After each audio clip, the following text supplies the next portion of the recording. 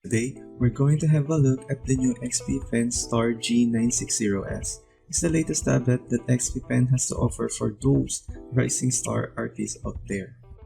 But first, cue the intro. But we don't have an intro. So what now?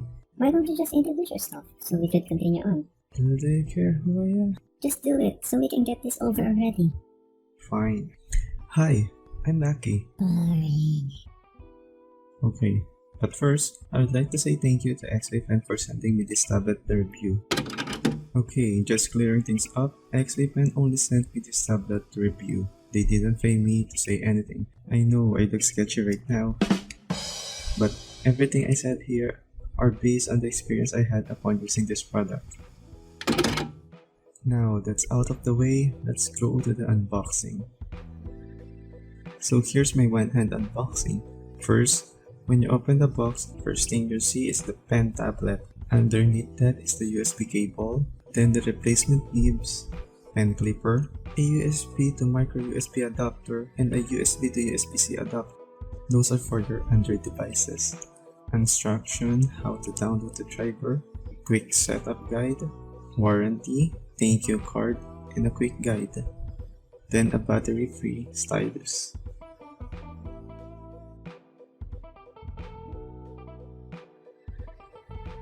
Now let's talk about the specs. First, the pen tablet. This is actually a decent sized pen tablet. The active space or the drawing area is a 9 by 6 inches, which is a really good size to draw on. It's not too big and it's not too small. For me, it's just the right size that didn't limit my arm movement when I was using it. It's a little bit thicker compared with my Huion tablet that I previously used, but honestly, it doesn't feel cheap at all. It has 4 customizable buttons that you can use right hand or left hand mode. Actually, you can even set this off at 90 degrees or 270 degrees position at your table if you draw on that kind of orientation. There's a LED indicator that lights up when it detects the pen at the active area of the tablet. And one more thing, the surface of this tablet has a certain texture that I think it's not intended, because I actually asked about it and they told me that it doesn't have a texture, it's just a smooth plastic. But the first thing I noticed when I switched from my Huion to this is that actually it's textured. It's not paper-like, but still there's that certain texture that I think the digital artists that switching to do digital art would certainly like. Now let's talk about the pen. This tablet comes with a PH3 pen. It has 8192 level of sensitivity, which means the harder you press, the more paint or ink comes out of the brush of your drawing software. It also supports 60 degrees of tilt, which only before available to those Pro version tablets. This is also a battery-free pen that I'm happy about because my Huion used to have a chargeable pen and it's quite annoying when it dies while you're working or rushing on illustration. Now this pen is actually a thin one. It's actually close to a real pencil or ballpoint pen that you use to write down. And if you're using a drawing tablet, you'll notice that they normally have a thicker pen. Even my wacom manga, the very first tablet that I own, have a thicker pen than this. And there's only one button at its side. It's a customizable one, so you can set it whatever you like. Mine, I leave it at default. It's switched from pen mode to eraser mode. And at the other end of the pen, there's a ring. I think the purpose of this is so you could put a lace like on your mobile phones, so you can hang it around in your workstation and you wouldn't lose it. For the driver, you can get it on their website and it's very easy to install. One thing you need to do is turn off the Windows ink because sometimes it can make the pressure sensitivity to malfunction. About this character, I ended up drawing my original character on the webtoons that I'm working on with my friend Tofu.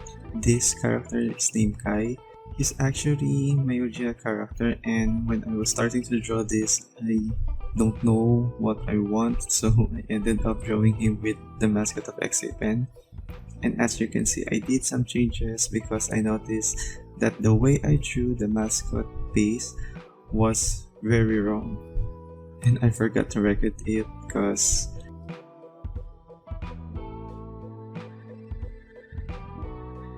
So for the Android features, I tried using this for a few hours and it actually feels different because first, I'm used on working on PC where the screen size is shrunk down on the tablet active area while on mobile it's stretched out.